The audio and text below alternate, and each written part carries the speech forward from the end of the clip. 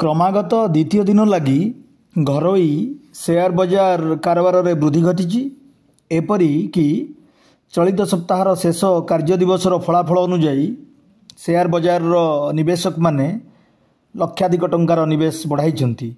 विशेषकर शुक्र शनिवार Bombay stock exchange Sensex 253.31 point बढ़ी 73,973.3 अंकरे कारबार बंद होता। से भली नेशनल स्टॉक एक्सचेंज निफ्टी 50 रे मध्य 62.25 पॉइंट वृद्धि घटी 22,666.10 अंकरे कारबार बंद करथिला।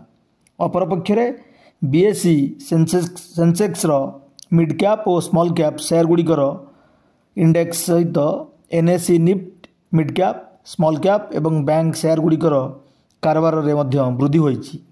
एपरिकी शेयर बजार सेक्टोरल इंडेक्स कारबार रे मध्य परिवर्तन घटिछि।